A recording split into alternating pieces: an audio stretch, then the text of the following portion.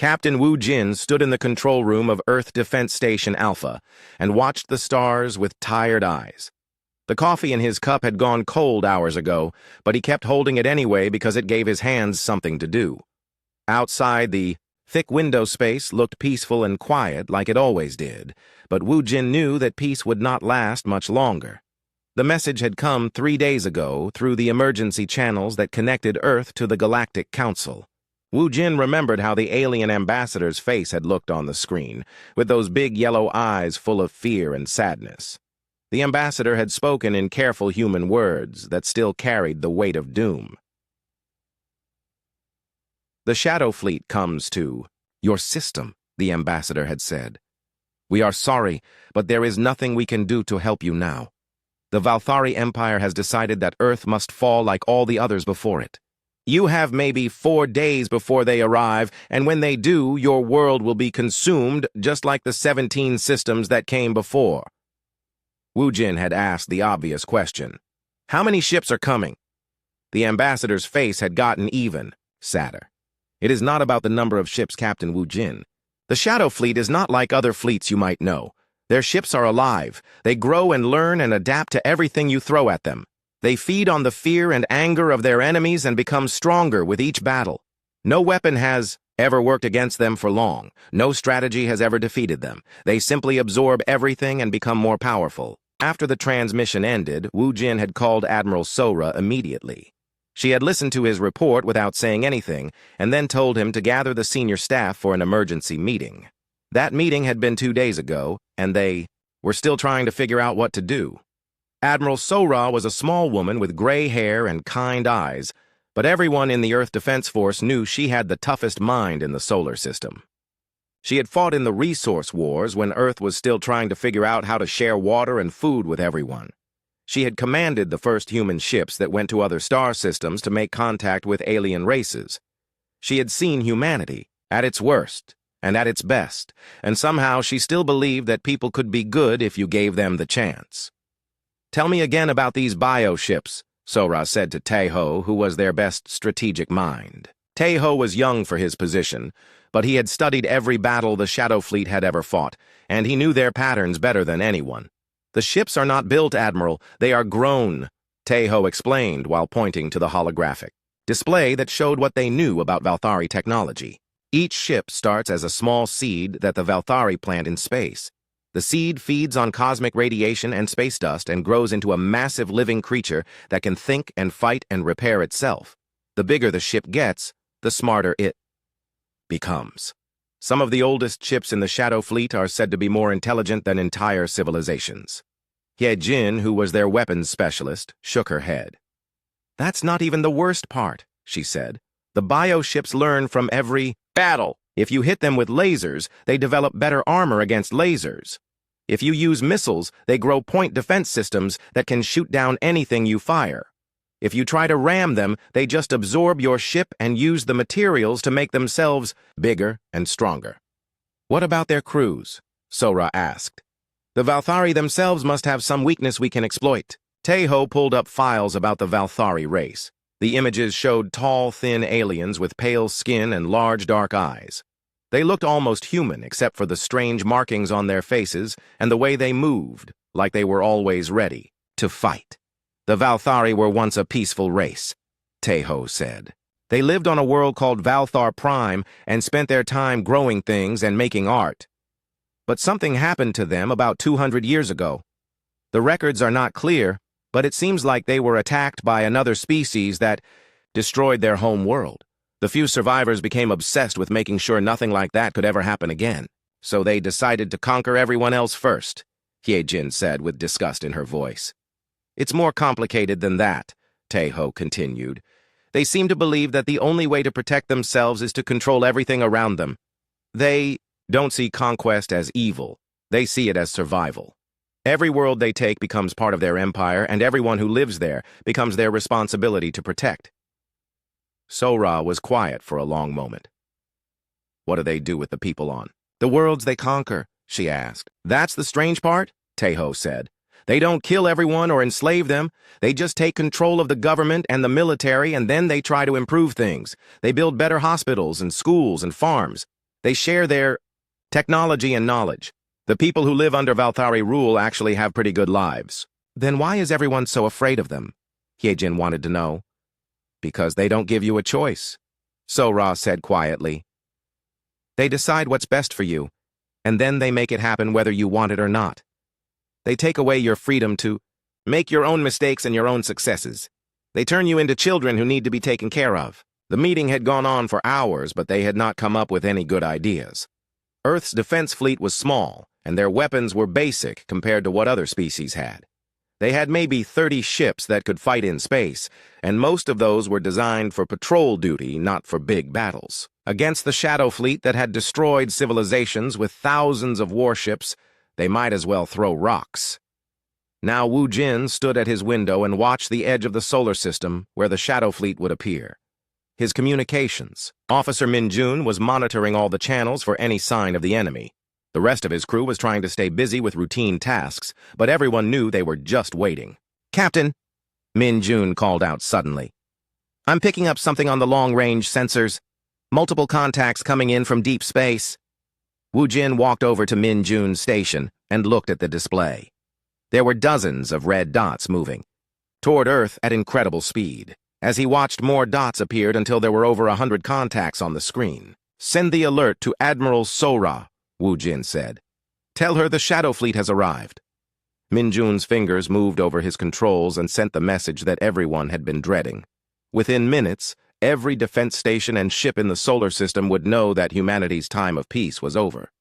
Captain, Min Jun said again, and his voice sounded strange. I'm getting a transmission from the lead ship. They want to talk to whoever is in charge of Earth's defense. Wu Jin nodded.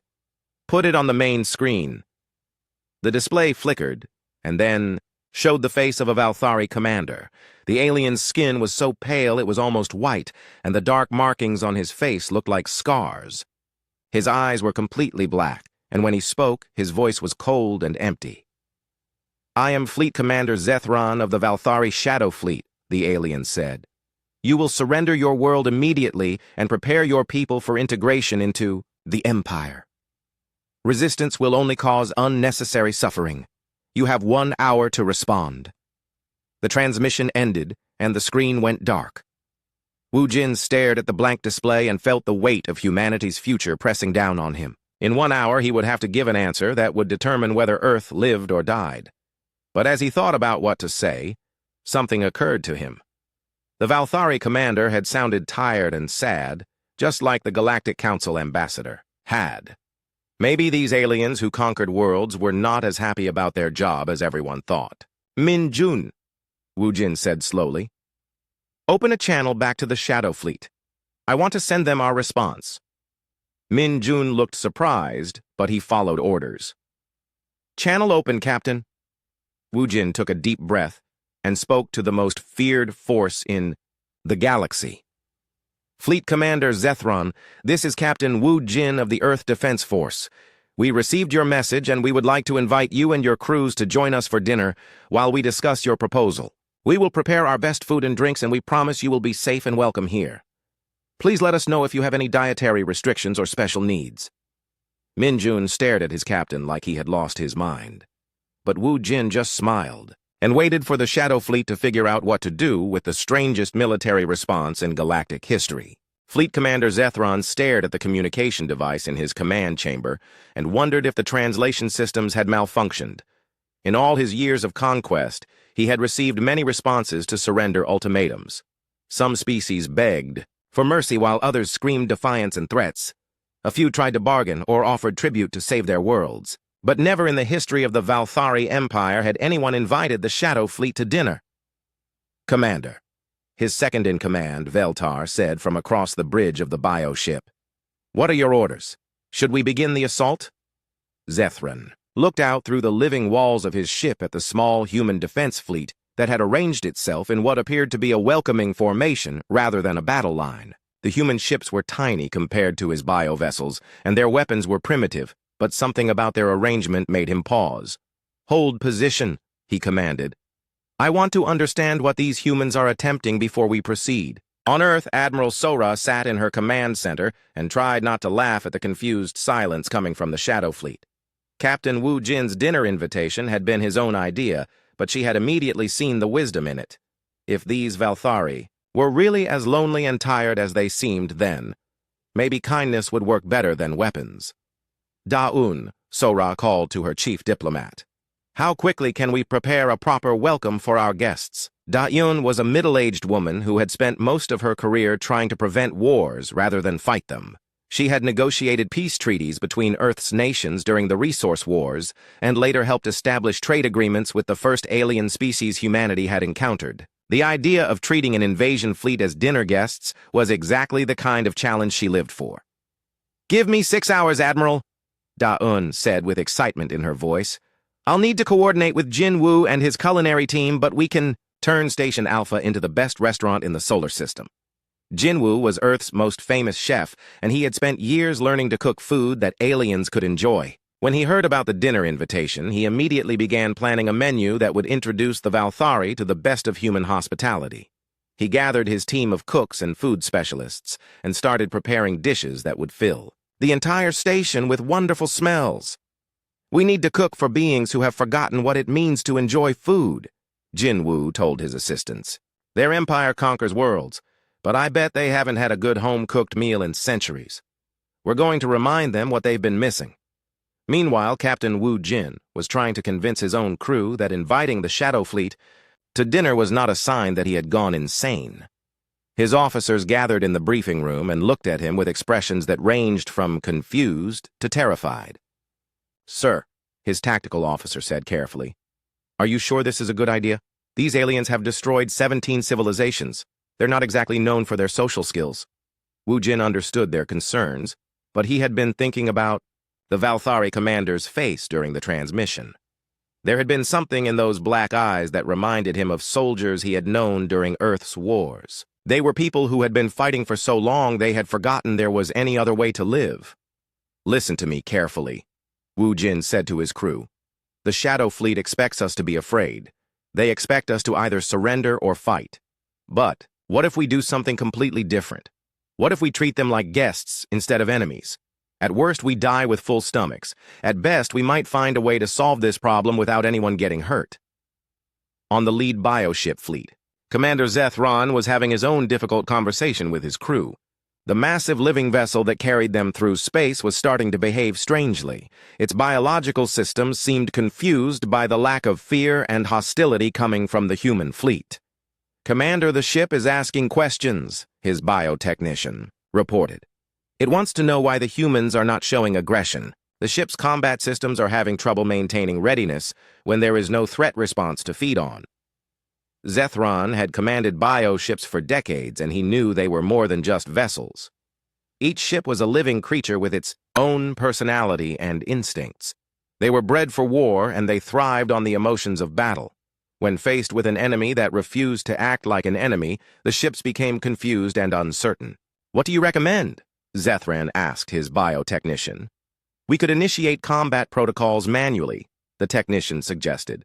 "Force the ship to attack regardless of what the humans do, but that might cause psychological damage to the vessel." Before Zethron could respond, another message came from the human station. This time, it was not just an audio transmission, but a full sensory broadcast that filled the bioship with the most incredible smells the Valthari had experienced in generations. The aroma of cooking food drifted through the ship's living corridors and reached every crew member aboard. It was not just the smell of nutrition, but something far more powerful. It was the smell of care and love, and time spent making something special for someone else. Many of the Valthari crew members had not experienced anything like it since they were children on their lost home world. "Commander," Veltar said, and his voice was softer than usual, "the humans are broadcasting what appears to be a meal preparation. The bioship is responding to the sensory input in ways I have never seen before." Zethran could feel it too. The ship around them was becoming calmer and more curious instead of aggressive. Its biological systems were trying to understand what they were experiencing and why it felt so different from everything they had known. Another transmission came from Captain Wu Jin. "Fleet Commander Zethron, we have prepared a place for you and your senior staff aboard our station. We understand if you prefer to remain on your own ships, but the invitation stands for anyone who would like to join us. We have also prepared food packets that we can send to your other vessels if you would prefer to dine aboard your own ships. Zethran made a decision that surprised even himself. Veltar, prepare a diplomatic shuttle. We will accept the humans' invitation. Sir, Veltar said with shock, are you certain this is wise? It could be a trap. If they wanted to harm us, they would not go to this much trouble, Zethran replied. And if it is a trap, then at least we will die having experienced something new. The shuttle that docked with Station Alpha carried not just Zethran and his senior officers, but also several younger Valthari who had never seen anything but the inside of bioships. When the airlock opened, they were greeted by Da-Un and a team of humans who bowed respectfully and offered them flowers. Welcome to Station Alpha, Da-Un said in carefully practiced Valthari. We are honored by your presence, and we hope you will enjoy your time with us. The Valthari delegation looked around in amazement at the station's corridors, which had been decorated with artwork from dozens of different Earth cultures. Music played softly in the background, and the smell of Jinwoo's cooking filled the air, with warmth and comfort. They were led to the main dining hall, which had been transformed into something that looked more like a family gathering than a military meeting. Tables were arranged in small groups with comfortable chairs and soft lighting. Human crew members moved around serving food and drinks while others played musical instruments or demonstrated traditional crafts. Kyung-soo, who was a cultural anthropologist, had set up displays showing different human customs and traditions. He approached the Valthari guests with genuine curiosity and began asking them about their own culture and history. For many of the aliens, it was the first time in years that anyone had shown interest in them as individuals rather than as conquerors. Please, sit wherever you feel comfortable, Da-Un told Zethran. There are no assigned seats and no formal protocols. This is just friends sharing a meal together. As the evening progressed, something remarkable began to happen. The Valthari crew members started to relax in ways they had forgotten were possible. Some of them laughed at human jokes while others joined in singing songs that Jinwoo taught them. A few of the younger aliens even began learning to play simple games with human children who lived on the station. Nari, who was a brilliant engineer, found herself deep in conversation with Valthari technicians about the bioships and how they worked. Instead of trying to find weaknesses to exploit, she was genuinely fascinated by the technology and wanted to understand how living ships could be so advanced and beautiful. Your vessels are incredible, Nari told them. The way they can grow and adapt is like nothing we have ever seen. Do you think there might be peaceful applications for this technology? Could bioships be used for exploration or research instead of conquest? The Valthari technicians looked at each other with surprise. No one had ever asked them about peaceful uses for their technology before. They began to explain how the bioships could indeed be modified for other purposes and how much they had always wanted to use their skills for creation instead of destruction. Meanwhile, on the bioships that remained in space, something unprecedented was happening. The vessels were receiving sensory data from their crew members about the dinner, and the experience was changing them in fundamental ways. 3 days after the dinner, Fleet Commander Zethran stood on the observation deck of his bioship and watched something that should have been impossible. His massive vessel, which had been designed for war and conquest, was growing flowers. Not the sharp thorns and poisonous blooms that bioships sometimes used as weapons, but actual decorative flowers that served no military purpose at all. Commander, his biotechnician approached with a worried expression. The ship's transformation is accelerating. Its weapon systems are being converted into what appear to be recreational facilities. The main plasma cannon has become a greenhouse, and the missile bays are now producing something that resembles music. Zethran nodded, but he did not seem concerned. Ever since the dinner on Station Alpha, he had been feeling different, and apparently his ship was responding to his emotional changes. The bio-vessels were connected to their crews in ways that most people did not understand. When the crew members experienced new emotions, the ships evolved to match those feelings. What is the status of the rest of the fleet? Zethran asked. Similar. Transformations are occurring on every vessel, Commander.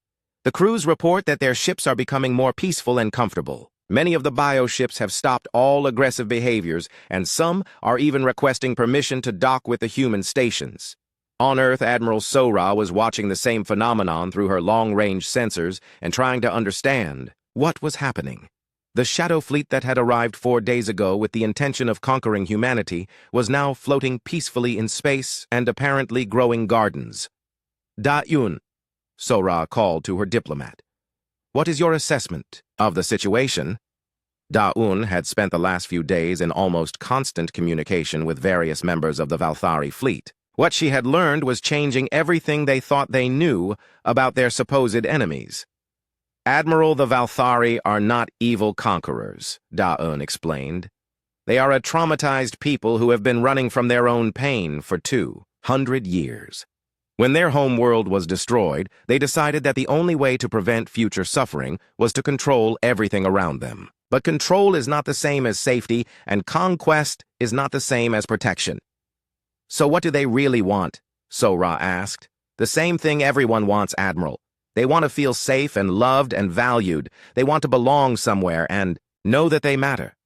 The problem is that they have forgotten how to achieve those things through connection instead of domination. While the adults were trying to understand the political implications of the situation, something even more remarkable was happening in the civilian areas of the human stations. Yunseo, who worked as a child psychologist, had begun reading stories to young Valthari crew members who had never heard tales told just for the joy of storytelling. The alien children sat in a circle around Yunseo as she read them stories about friendship and adventure and the magic that could happen when different people worked together.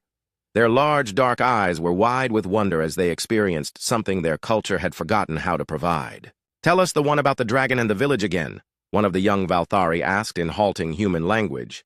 Yunseo smiled and opened the book to the right page. It was a story about a dragon that everyone feared until a small child offered it friendship instead of fighting. The dragon turned out to be lonely and sad, and when it was treated with kindness, it became the village's protector instead of its enemy. Why does the dragon change? Another young Valthari wanted to know. Because everyone changes when they are treated with love instead of fear, Yunseo explained. Even the scariest dragon is still just someone who needs a friend. On the bioships themselves, the transformation was becoming more dramatic every day. Junho, who had been a teacher before joining the diplomatic corps, was running cultural exchange programs that were unlike anything the galaxy had ever seen. Valthari warriors, who had spent their lives learning to fight, were now learning to play human musical instruments and paint pictures and write poetry. I do not understand the purpose of this activity, one of the Valthari students said as he struggled to learn a simple melody on a wooden flute. There is no purpose except joy, Junho replied. Sometimes the most important things we do are the ones that serve no practical function at all. Music exists because it makes life more beautiful, and beauty makes life worth living. The Valthari warrior considered this idea while continuing to practice his flute playing. On his home world before the destruction, there had been music and art and beauty, but those things had been abandoned when survival became the only priority. Now, for the first time in generations, he was remembering what it felt like to create something just because it brought happiness. Sunmi, who was a master gardener, had perhaps the most profound impact on the bioships themselves.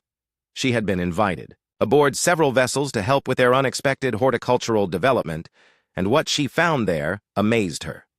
The bioships were not just growing random plants, but were creating complex ecosystems that seemed designed for healing and peace. Your ships are trying to become gardens, Sunmi told the Valthari crew members who followed her around as she worked. They want to nurture life instead of destroying it, but they need guidance to know how to do that properly. She showed them how to care for the plants that were sprouting from their ship's living walls, and how to create spaces where both aliens and humans could find rest and beauty. Under her patient instruction, the bioships began to transform their weapon systems into botanical wonders that cleaned the air and provided food and medicine. The most dramatic changes were happening to the crews themselves. Valthari, who had not smiled in decades, were learning to laugh at human jokes and stories. Warriors who had known only discipline and duty were discovering the simple pleasure of playing games with no winners or losers. Yujin, who was a historian, had become fascinated by Valthari culture and was helping them remember their own traditions that had been lost during their centuries of conquest. She worked with elderly crew members to reconstruct songs and ceremonies from their destroyed home world and to teach these traditions to the younger generation who had never known anything but military life. Your people were artists and philosophers before they became warriors, Yujin told a group of Valthari officers.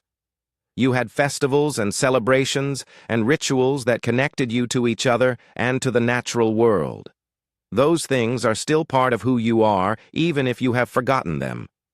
One of the officers, who was old enough to remember fragments of the time before, showed Yujin a traditional Valthari meditation that involved moving in harmony with others. Soon groups of humans and aliens were practicing together and discovering that cooperation felt much better than competition. But perhaps the most important transformation was happening with the bioship's medical systems. Dong Hyun, who was a veterinarian, had been invited to examine some of the vessels that were reporting unusual symptoms. What he found were bioships that were literally sick from centuries of being forced to act against their nature. These ships were never meant to be weapons of war, Dong Hyun explained to Zethran as they walked through the transformed corridors of the flagship. Look at their basic biological structure. They are designed for growth and nurturing and cooperation. Forcing them to fight and destroy has been causing them physical and psychological damage. He showed Zethran areas of the ship where the living walls showed signs of stress and trauma from being used for violence. But he also showed him how the ship was now healing itself as it was allowed to express its natural nurturing instincts. Your ships are not weapons, Commander, Dong Hyun said gently. They are gardens that have been forced to pretend to be monsters. Now that they are free to be themselves again, they are becoming healthy and happy. The news of what was happening to the Shadow Fleet spread through the galactic communication networks faster than anyone expected. Species that had lived in terror of the Valthari Empire were watching in amazement as the most feared force in the galaxy was transformed by something as simple as kindness and acceptance. Representatives from the Galactic Council arrived to observe the situation, and they could hardly believe what they saw. The bioships that had once terrorized entire star systems were now broadcasting music and poetry across space. Valthari crews that had been unstoppable conquerors were now sharing recipes and artwork with anyone who wanted to receive them.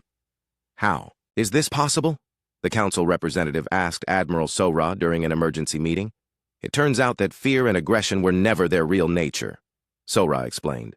They were just defense mechanisms that these people developed to protect themselves from being hurt again. When we showed them that they could be safe without being threatening, they began to remember who they really were. Seung-woo, who coordinated emergency responses, had begun treating the arrival of more Valthari vessels as opportunities rather than threats. Each time a new bioship appeared in the solar system, he immediately began organizing welcome committees and cultural exchange programs. We are getting reports that more Shadow Fleet vessels are requesting permission to join us, Seung-woo told Sora. High Command Velanth stood in the central chamber of the Valthari home fleet and stared at the reports coming from the Sol system with a mixture of rage and disbelief. For 3 weeks now, the Shadow Fleet had been sending increasingly disturbing transmissions about their mission to conquer Earth. Instead of the usual reports of successful conquest and integration, they were receiving recordings of music and poetry and something the humans called recipes. Explain to me again what has happened to our most experienced battle fleet, Velanth demanded from the intelligence officer who stood trembling before the massive throne. High Command, the Shadow Fleet appears to have been compromised by some form of human psychological warfare, the officer said carefully. Fleet Commander Zethran and his crews are no longer responding to direct orders, and their bioships have ceased all military functions. Show me the latest transmission, Velanth commanded. The chamber filled with a holographic display showing the interior of what should have been a Valthari warship, but now looked more like a garden party. Humans and Valthari crew members were sitting together, making what appeared to be decorative objects while soft music played in the background. Children of both species were running around playing games and laughing. This is not warfare, Velanth said with disgust. This is corruption of the highest order. The humans have somehow infected our people with their weakness and their foolish beliefs about peace and cooperation. The intelligence officer nodded nervously. Yes, High Command. Our analysis suggests that the humans have weaponized their social customs to disable our military effectiveness. They appear to have used hospitality and kindness as a form of mental manipulation. Valanth had ruled the Valthari Empire for over 50 years and had never encountered anything like this situation. Every other species they had faced had either surrendered immediately or fought with conventional weapons that the bioships could easily adapt to overcome. But the humans had done something that seemed impossible. They had made the Shadow Fleet want to stop being the Shadow Fleet. "Prepare the Fleet Ravager for immediate deployment," Valanth ordered. "If our forces have been compromised by human influence, then we must send something that cannot be corrupted." The Fleet Ravager was the Empire's ultimate weapon. It was not a single ship, but a bio-construct the size of a small moon that had been designed for one purpose only. It could consume entire planets and convert all their matter into resources for the Empire. Unlike the smaller bioships, the Fleet Ravager had no crew that could be influenced by enemy propaganda. It was a single massive creature that followed only the most basic directives. Find enemy worlds, consume everything, move to the next target. High Command, the intelligence officer said hesitantly. "Are you certain this is wise? The Fleet Ravager cannot be recalled once it begins its consumption cycle. If there is any possibility of retrieving our forces through negotiation, there will be no negotiation." Valanth cut him off. "The humans have proven that they are a threat to the stability of the Empire. They must be eliminated completely, and our corrupted forces must be cleansed of their influence. The Fleet Ravager will accomplish both objectives. On Earth, the transformation of the Shadow Fleet had continued at an amazing pace.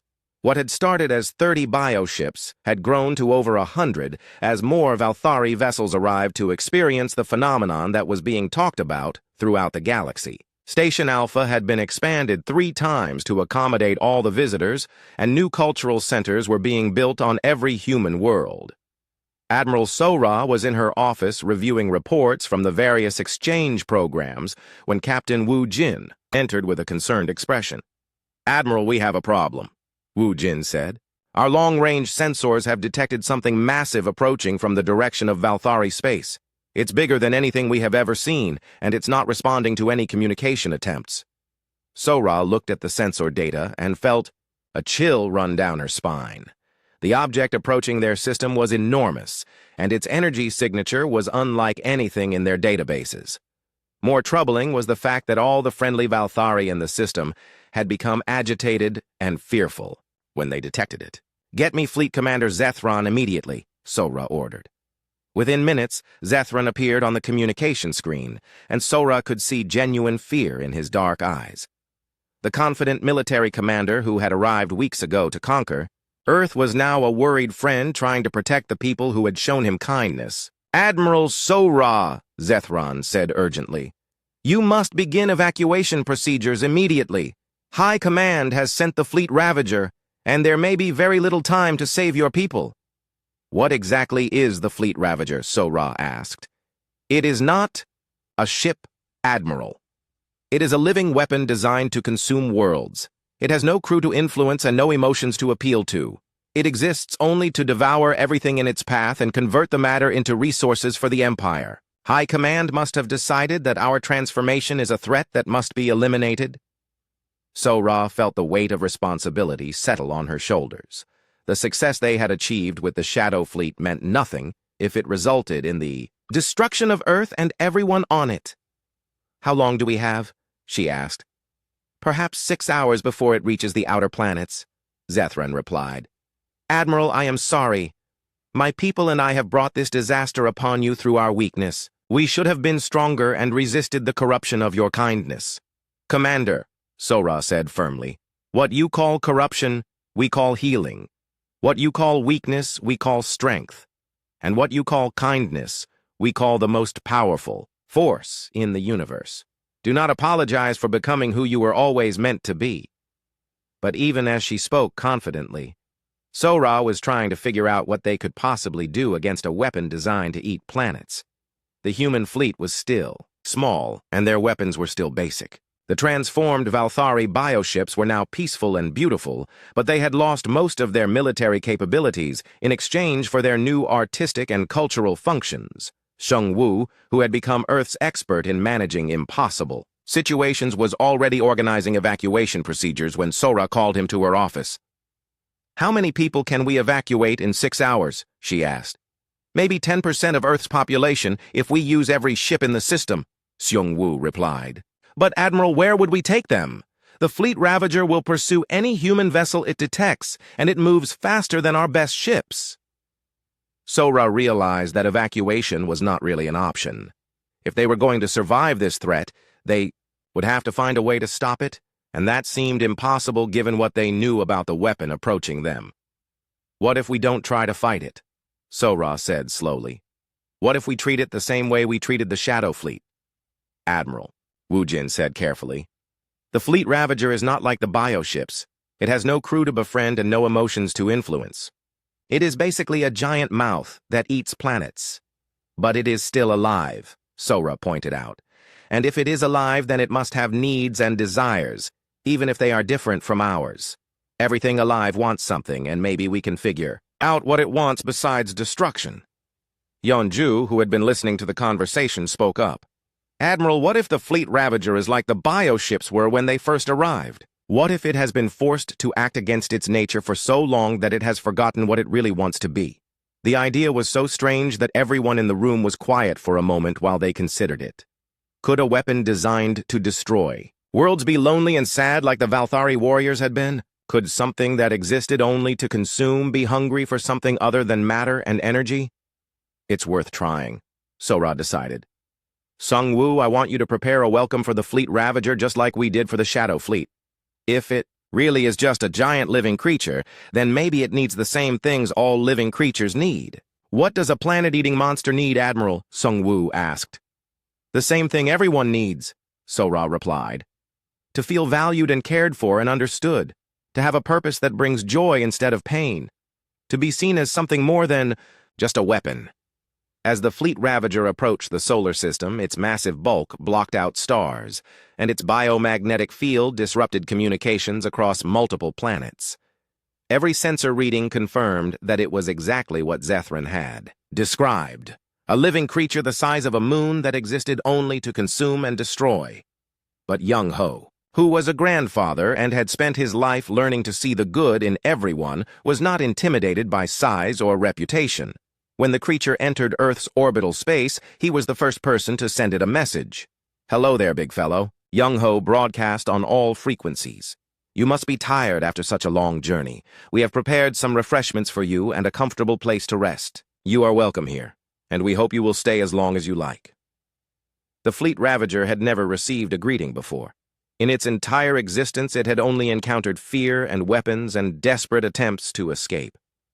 The concept of being welcomed was so foreign to its programming that it actually stopped moving for several minutes while it tried to process what was happening. 6 months after the Fleet Ravager had arrived to destroy Earth, the massive creature had become the most popular destination in the solar system.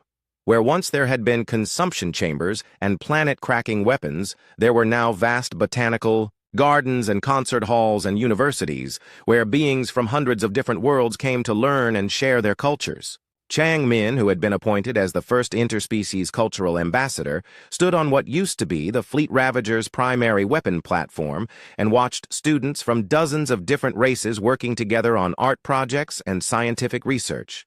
The creature that had once been the galaxy's most feared destroyer was now its greatest center of learning and cooperation. Ambassador Chang Min, a young Valthari student, approached with excitement in her voice. The Fleet Ravager wants to show us something new it has grown. Will you come and see? Changmin smiled and followed the student through corridors that pulsed gently with bioluminescent light. The creature had learned to communicate not just through words but through colors and sounds, and even smells that conveyed complex emotions and ideas. Today the corridors were glowing with warm golden hues that meant happiness and anticipation. They arrived at a chamber that had not existed the day before. The Fleet Ravager had grown it overnight as a surprise for its residents and visitors. Inside was a perfect recreation of the Valthari home world, as it had been before its destruction centuries ago. Rivers of clean water flowed through forests of silver trees, while crystalline cities rose from meadows filled with flowers that sang in harmony with the wind. How is this possible? Changmin asked in wonder. The Fleet Ravager absorbed the genetic memories of the Valthari bioships when they first merged consciousness. the student explained. It has been using those memories to recreate what was lost, and to heal the trauma that turned my people into conquerors. Adult Valthari, who had never seen their original homeworld, wept as they walked through the recreation of the paradise their ancestors had lost. Many of them had spent their entire lives believing that beauty and peace were weaknesses that led to destruction, but now they could see what their people had been before fear changed them. On Earth, Admiral Sora was meeting with representatives from the Galactic Council to discuss the most remarkable transformation in recorded history. The Valthari Empire, which had terrorized 17 star systems, was now leading the largest peace initiative the galaxy had ever seen. "Admiral Sora," the council representative said with amazement in his voice, "our latest reports indicate that every former Valthari military vessel has been converted to peaceful purposes. What used to be the Shadow Fleet is now providing medical aid and disaster relief to worlds that were previously considered enemies. How did you accomplish something that every military strategist said was impossible?" Sora looked out the window at the bioships that filled Earth's orbital space like a garden of living art and considered how to explain what had happened. "We did not accomplish anything, Counselor," she said finally. "We simply stopped trying to fight fear with more fear and started fighting it with love instead. The Valthari were never evil, they were just afraid, and when we showed them they could be safe without being dangerous, they chose to become who they really were." Hyun Woo, who had become the galaxy's first interspecies rehabilitation counselor, was working with former Valthari commanders to help them process emotions they had buried for centuries. Many of these beings had committed terrible acts during their conquests, and they struggled with guilt and shame as they remembered what they had done. "I destroyed worlds," one former commander told Hyun Woo during a counseling session. "I turned entire civilizations into resources for the Empire. How can I live with what I have done? How can anyone forgive me?"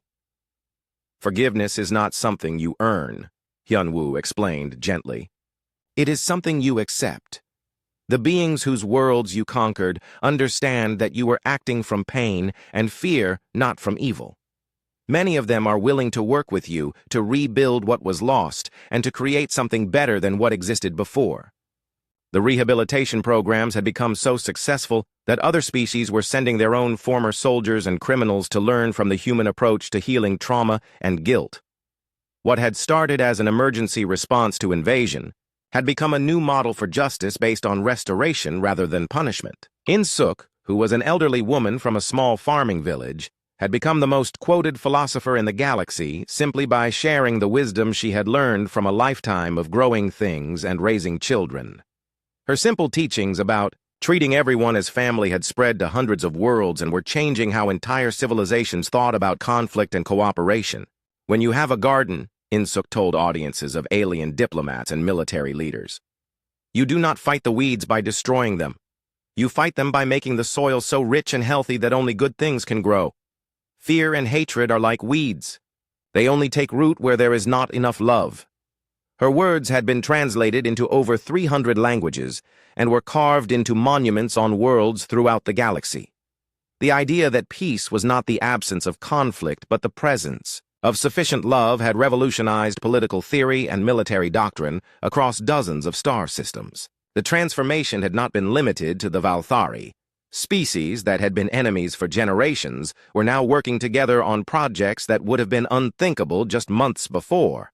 The Galactic Council had evolved from a defensive alliance into a cooperative federation focused on exploration and cultural exchange rather than mutual protection. Wu Jin, who had been promoted to admiral of the newly formed Harmony Fleet, received a distress call from a distant galaxy where another militaristic empire was threatening peaceful worlds.